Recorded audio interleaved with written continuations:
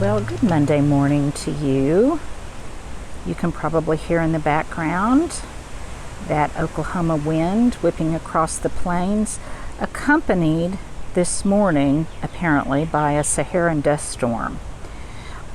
All the way from Africa via the Caribbean and now taking up residence here in the Midwest. Unbelievable. Fascinating. But we don't necessarily need any more wind and any more dusty skies here in Oklahoma. So today it's all about hydrangeas.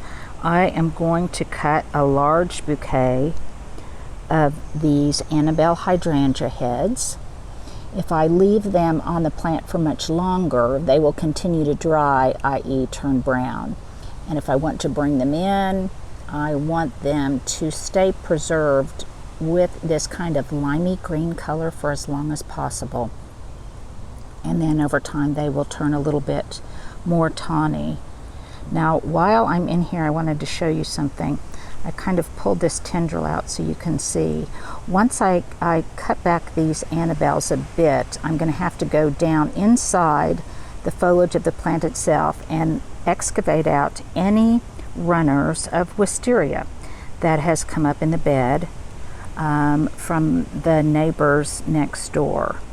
And it's become quite rambunctious and very invasive. So before you think about planting anything that is overly aggressive, particularly in an urban setting like wisteria or trumpet vine or Virginia creeper, make sure that it is at least a variety that will not take over and run amok up and down your street and throughout your neighborhood.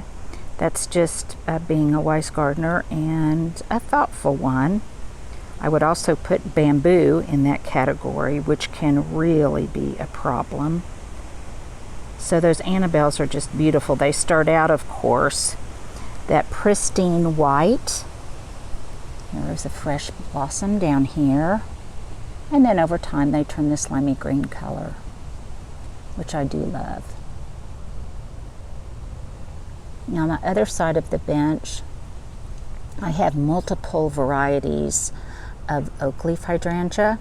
These were transplanted from a garden about 30 years ago. There are, as I said, multiple varieties. One of them, the one with the very long tendrils flowers that can get up to a foot long, is Snowflake. And it's probably my favorite variety. Now I'm a little bit surprised this year that the flower heads aren't as large as they normally are after we had all of that rain this year. But I think it turned so hot, so fast, that it stunted their growth. And while they're still beautiful, they're not nearly as long as they would be otherwise. Nevertheless, they too will be beautiful in a cut flower arrangement that I bring in, and typically it's on my library table in the living room. If they stayed on the plant itself, they would turn a lovely pink color. You can see some in the background. I'll walk around so that you can see how they color.